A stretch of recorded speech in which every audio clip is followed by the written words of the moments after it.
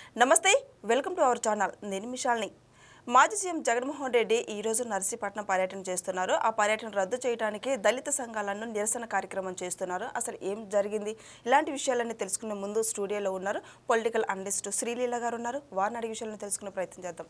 నమస్కారం మేడం. నమస్తే అమ్మా. మేడం, ఈరోజు జగన్మోహన్ రెడ్డి నర్సీపట్నం పర్యటన కొనసాగిస్తున్న నేపథ్యంలో ఈరోజు దళిత సంఘాలందరూ కూడా నిరసన కార్యక్రమం చేస్తున్నారు. అసలు ఎందుకు దళితులు ఇలా నిరసన కార్యక్రమం చేస్తున్నారు అంటే ఏం చెప్తారు మేడం? ఇక్కడ జగన్మోహన్ రెడ్డి అసలు ఏం చేద్దామని వెళ్తున్నాడు? ఆయన కట్టని మెడికల్ కాలేజీలు చూపిస్తాడా, లేకపోతే అసలు పబ్లిక్ ప్రైవేట్ పార్ట్నర్షిప్ అంటే అర్థం తెలియని వాళ్ళకి అర్థం చేయటానికి వెళ్తాడా? ఉన్నవి లేనివి అబద్ధాలు అభూత కల్పనలు తప్పించి నిజం ఎప్పుడు మాట్లాడటం అనేది వీడి జన్మకు నిజం మాట్లాడరా అన్న రీతిలో ఆయన ఉన్నాడు. మరి ఆయన ఈ రోజున కోర్టుకి వెళితే కోర్టు ఈ రోజున మొట్టికాయలు వేసింది గట్టిగా. ప్రభుత్వం దగ్గర డబ్బులు లేవు, ప్రైవేటు అను వీళ్ళు కలిసేసి చేద్దామని చెప్పేసి ముందుకు వెళ్తున్నారు. అసలు ప్రభుత్వం దగ్గరే డబ్బులు ఉంటేనే చెయ్యాలి అని అనుకుంటే ఎప్పటికే అవి పూర్తి కావు. ఎప్పటికి ఉండాలి అంతంత డబ్బు? ఒకవైపు ప్రజల గురించి చూసుకోవాలా, యువత గురించి చూసుకోవాలా, ఒకటి కాదు రెండు కాదు, రాష్ట్ర అభివృద్ధి చూసుకోవాలా. పోలవరం ఉంది, పట్టిసీమ ఉంది, అమరావతి ఉంది. జగన్మోహన్ రెడ్డి కట్టాడు 3 రాజధానులు. అవి దేనికి ఉపయోగించాలో కూడా అర్థం కాక తలలు పట్టుకుంటున్నారు. నిజంగా 3 రాజధానులు నిర్మించాడా అంటే లేదు. మరి అదిగో ఆ ప్యాలెస్ ఒకటి కట్టాడు ఋషికొండని బోడిగుండు చేసి. మరి అదేదో ఈ మెడికల్ కాలేజీలకు పెట్టినట్టే బాగుండేది కదా. ఇదంతా అయితే ఈ రోజున ఈయన వెళుతుంటే ఎందుకు దళితులు మరి ఈ విధమైన నిరసన తెలియజేస్తున్నారు? అసలే జగన్మోహన్ రెడ్డి గారు ప్రతిసారి చెప్తారు, నా ఎస్సీలు, నా ఎస్టీలు, నా బీసీలు, నా మైనార్టీలు అని చెప్పి పదే పదే డబ్బాలు కొట్టుకునే జగన్మోహన్ రెడ్డిని ఎందుకు అదే ఎస్సీలు, అదే బీసీలు, అదే ఎస్టీలు ఎందుకు కాదనుకుంటున్నారు? అంటే వాళ్ళకి న్యాయం చేయలేదు, అన్యాయమే చేశాడు. గులకరాయి దగ్గర నుంచి, కోడికత్తి దగ్గర నుంచి, డాక్టర్ సుధాకర్ దగ్గర నుంచి అందరూ దళితులే. వాళ్ళ కుటుంబానికి అన్యాయం జరిగింది, న్యాయం జరగాలని చెప్పి దళితుల సంఘాలు మొత్తం ఈ రోజు నిరసన కార్యక్రమం చేస్తున్నారు. అవమానం, అన్యాయం అన్నీ జరిగినాయి, కానీ ఎవరు న్యాయం చేసేది? ఆయన ఏం లేదు, జస్ట్ ఒక పీపీ కిట్ అడిగినందుకు వీళ్ళు ఆ రోజున అర్ధనగ్నంగా పెడరెక్కలు విరిచి కట్టి నడి రోడ్డు మీద, అసలు జంతువులు కూడా మనం ఆ విధంగా చూడమేమో. ఎంత అసలు ఈ రోజుకి కూడా ఆ వీడియో చూస్తుంటే కడుపు తరుక్కుపోతుంది. ఎంత బాధాకరమైన దృశ్యం. అతను గొప్పగా చదువుకొని ఓ మంచి అనస్థీషియా డాక్టర్, ఈ రోజున డాక్టర్ అవ్వాలంటే మాటల, గవర్నమెంట్ హాస్పిటల్లో డాక్టర్గా ఉంటూ ఒక డాక్టర్గా తన ఆవేదన వ్యక్తం చేశాడు. ఇక్కడ చాలా ఇబ్బందికరమైన పరిస్థితి, క్రిటికల్ కండిషన్ ఉంది, మరి ఖచ్చితంగా మాస్కులు అనేది ఇంపార్టెంటు, మరి వ్యాధి విపరీతంగా మరి ఎవరికి వాళ్ళకే వచ్చేస్తుందని చెప్పేసి అతని ఆవేదన చెప్తే వీళ్ళు అతన్ని టార్గెట్ చేసి ఇబ్బందికి గురి చేసి జగన్మోహన్ రెడ్డి ఏం చేశాడు? పారాసెటమాల్ వేసుకోండి, బ్లీచింగ్ పౌడర్ చల్లుకోండి, దాంతో సహజీవనం చేయండి అని చెప్పాడు. ఏమవుతుంది? జ్వరం వస్తుంది, జలుబు వస్తుంది, అది కూడా అంతే అని చెప్పాడు. మహానుభావుడు జగన్మోహన్ రెడ్డి. అంతంత మంచి నీతి వ్యాఖ్యలు ఎవరు చెప్తారు? జగన్మోహన్ రెడ్డి గారికి సాధ్యం అది. మరి అలాంటి జగన్మోహన్ రెడ్డి గారు పదే నా ఎస్సీలు, నా ఎస్టీలు అని చెప్పుకునే జగన్మోహన్ రెడ్డి గారిని అదే ఎస్సీలు, అదే ఎస్టీలు ఎందుకు ఈ రోజున రాకు బాబు నీకు దండం పెడతామని చెప్పి ఎందుకు కోరుకుంటున్నారు? ఇదిగో ఇదే ఆయన వల్ల వాళ్ళకు ఉప్పుగల్లంత ఉపకారం జరగలేదు, ఎటువంటి వాళ్ళని ఆదరణ లేదు, వాళ్ళకు సంబంధించి ఒక అభివృద్ధి లేదు. అంబేద్కర్ విద్య తీసేశాడు కదా, అంబేద్కర్ విదేశీ విద్యని జగన్మోహన్ రెడ్డి గారు వచ్చేసిన తర్వాత. మరి ఎందుకు మీరు వాళ్ళకి ఏమి న్యాయం చేశారు? ఇదిగో పలానా చేశారని చెప్పమనండి. సింగయ్యని కారు కింద తొక్కుంటా వెళ్ళిపోయి సంబంధం లేదని చెప్పేసి నానా రభస చేసేసి అన్నారు, అసలు ఒప్పుకోలేదుగా. ఇక్కడ రకరకాల ఆరోపణలు చేశారు. ఈ కారు కిందే పడింది అంటారా, అది ఫోరెన్సిక్ రిపోర్ట్లో కూడా అదే కారు కింద పడ్డాడని చెప్పి వచ్చింది. తర్వాత దళిత ఎవరైతే సింగయ్య ఉన్నాడో ఆయన భార్యని, వాళ్ళ పిల్లల కుటుంబ సభ్యులు నీ ఇంటికి పిలిపించుకొని, ఎవరైనా సరే బాధిత కుటుంబాలు కేసు నమోదయ్యి ఉంటే ఎవరైతే అక్కడ ఇతను ఉన్నాడో నేరం ఆరోపించబడిన వ్యక్తి, మరి వాళ్ళు పిలిపించుకుంటే మరి ఏ విధంగా ప్రభుత్వం చూస్తూ ఊరుకుంది? మరి ఇంతవరకు దాని గురించి ఎందుకు వీళ్ళు బయటకు తీసి ఇదిగో ఇది జరిగింది, వీళ్ళ మీద ఇన్ని కేసులు ఉన్నాయి, ఎప్పుడు కేసులు ఏదో ఒకటి నమోదు అవుతూనే ఉన్నాయి కదా జగన్మోహన్ రెడ్డి గారి మీద.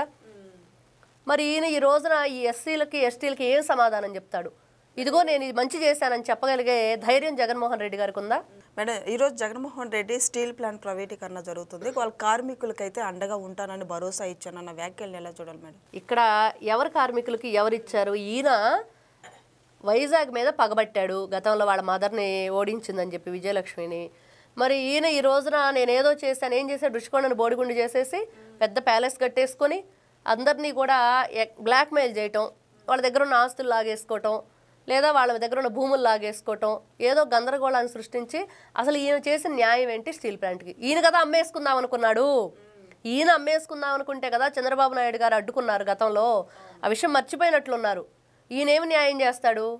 ఈ రోజున అధికారం కోల్పోయి కనీసం ప్రతిపక్ష హోదా కూడా లేకుండా 11కి ఇస్త్రీ కొట్టారు ప్రజలు. ఇప్పుడు ప్రజల్లోకి వచ్చి ఏం ఉద్ధరిస్తానంటావు? 5 సంవత్సరాలు ఏం ఉద్ధరించావు ప్రజల్ని? అప్పుడు చెప్పుకోవడానికి ఏమి లేక ఇప్పుడు ఏదో చేస్తానని మళ్ళీ చెప్పుకుంటుంటే ఎవరు నమ్ముతారు? అందుకనే ఈ నిరసన సెగ.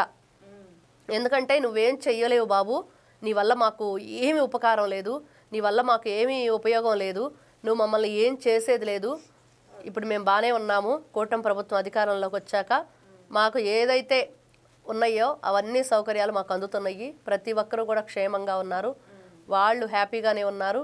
కానీ జగన్మోహన్ రెడ్డి గారు ఇట్లాంటివన్నీ చేస్తుంటే ఎప్పుడు ఏ క్షణాన ఎలాంటి అలజడులు సృష్టిస్తాడు, ఏ విధంగా అక్కడ గందరగోళాలని సృష్టిస్తారు, ఎవరి మీద అటాక్ చేస్తారు, ఎవరిని చంపబోతున్నారు, ఇవే భయం వేస్తుంది. మనం చూసాం పొదిలి ఏం జరిగింది, రాళ్లతోటి కొట్టారు మహిళల్ని, పోలీసుల్ని. ఇప్పుడు కూడా జగన్మోహన్ రెడ్డి గారు వస్తుంటే ప్లకార్డ్స్ పట్టుకొని రప్ప రప్ప రప్ప అని చెప్పేసి ఆ రప్ప రప్ప బ్యాచ్ వస్తుంటే ఏ విధంగా అంగీకరిస్తారు ఎవరైనా? నేను వస్తే మంచి చేస్తాననే వాళ్ళనే నమ్మని ప్రజలు ఈ రోజున. ఎందుకంటే 100 రకాలుగా ఆలోచిస్తున్నారు, క్షణక్షణం మారిపోతున్నాయి. అలాంటిది నేను వస్తే నరికేస్తాను అంటేనే మరి ఎక్కడ 2019లో నారా చంద్రబాబు నాయుడు గారిని ఎందుకు ఓడించారు, ఎవరు ఓడించారు, ఎలా ఓడించారు? అంత గొప్ప శ్రామికుడు ఆయన. అంత గొప్పగా ఈ రోజున ఎందుకు తప్పు చేశాం, ఆ రోజున ఎందుకు ఆయన గెలిపించుకోలేకపోయాను ఇప్పుడు బాధపడుతున్నారు. 5 సంవత్సరాలు అజ్ఞాతంలోకి వెళ్ళిపోయారు, 5 సంవత్సరాలు అంధకారంలోకి వెళ్ళిపోయింది రాష్ట్రం. కానీ ఈ రోజున ఏ అజ్ఞాతం అంధకారం అయితే సృష్టించిన వ్యక్తి మళ్ళీ మీ దగ్గరకు వచ్చేసి గత ప్రభుత్వం నేను అధికారంలో ఉన్నప్పుడు 2019 నుంచి 24 వరకు చాలా మంచి చేశాను, ఈసారి ఇంకా మంచి చేస్తాను అని చెప్పేసి రపరప నరికేస్తాను, సప్త సముద్రాల అవతల లాక్కొస్తాను, ఇవే కదా ఆయన మాట్లాడుతుంది.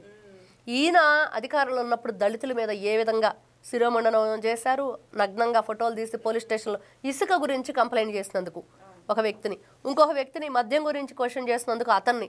ఈ విధంగా చూసుకుంటూ ఉంటే కులాలకి మతాలకి అతీతంగా ఉంటాను జగన్మోహన్ రెడ్డి అని చెప్పిన మాటల్ని మళ్ళీ మళ్ళీ గుర్తు చేసుకోవాలి. ఎక్కడ కులాలని మతాలని ఈయన అతీతంగా ఉన్నాడో, మరి అవే అతనికి ప్రాధాన్యంగా ఉన్నాడో క్లియర్గా అర్థమైద్ది. ఎందుకంటే ఎక్కడ ఎవరిని పద్మశాలీలు వాళ్ళు ఈయనకి చీరలు ఇచ్చేసి వీళ్ళ నియోజకవర్గాల్లో పంచుకోవడానికి ఇస్తే, వాళ్ళు డబ్బులు అడిగితే బట్టలు లేకుండా నిక్కర్ల మీద కూర్చోబెట్టి వాళ్ళని ఫోటోలు వీడియోలు తీసి ప్లీజ్ అండి మమ్మల్ని వదిలిపెట్టండి, ఎంత బాధాకరంగా ఉంది ఆ వీడియో చూసినప్పుడు. చేనేత కార్మికులు, ఇది జగన్మోహన్ రెడ్డి గారు. ఎవ్వరికి కూడా న్యాయం చేయని వ్యక్తి జగన్మోహన్ రెడ్డి గారు.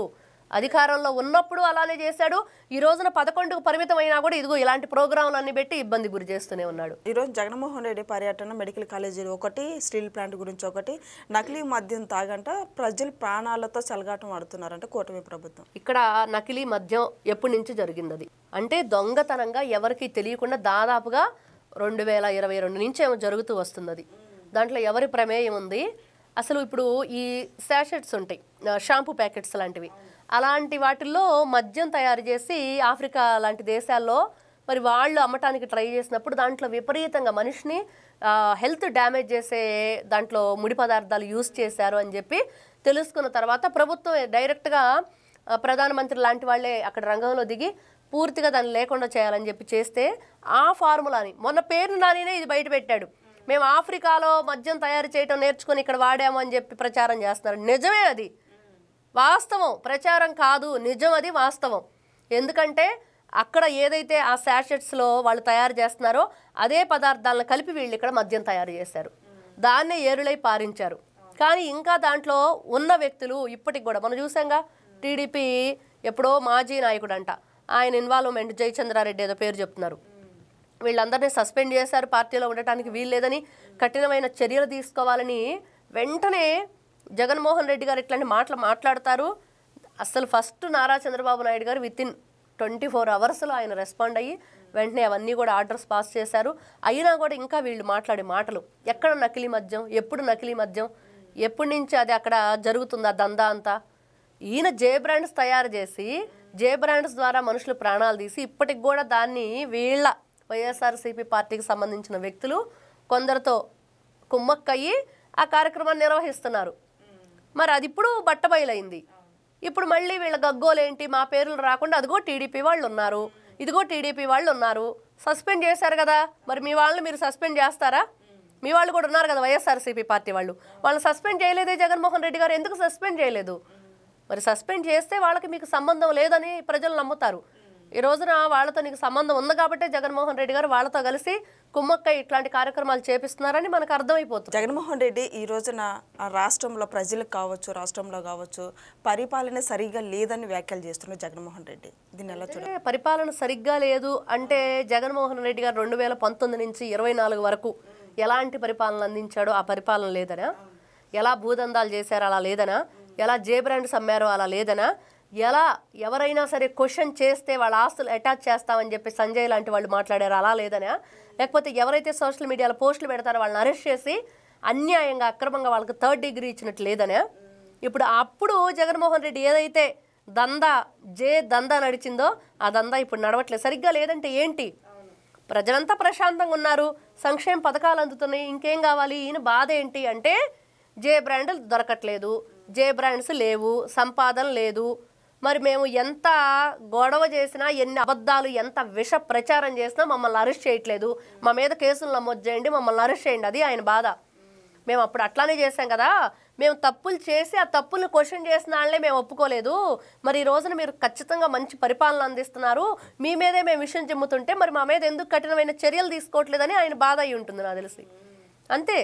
కాబట్టి ఇక్కడ మంచి పరిపాలన జరుగుతుంది, మంచి ప్రభుత్వం ఉంది, కూటమి ప్రభుత్వం ప్రజలందరికీ న్యాయం చేస్తుంది. కాబట్టే ఈ రోజున జగన్మోహన్ రెడ్డి గారిని వద్దు బాబు నువ్వు రావద్దని ఎస్సీ ఎస్టీలు అడ్డుకుంటున్నారు. సో ఇదని చూశారు కదా, జగన్మోహన్ రెడ్డి నర్సీపట్నంలోనే వద్దు అని చెప్పి దళిత సంఘాలు అయితే నిరసన కార్యక్రమం చేస్తున్నారు. ఇక నెక్స్ట్ జగన్మోహన్ రెడ్డి స్టెప్ ఏంటో నెక్స్ట్ వీడియోలో తెలుసుకుందాం. Thank you madam. నమస్తే.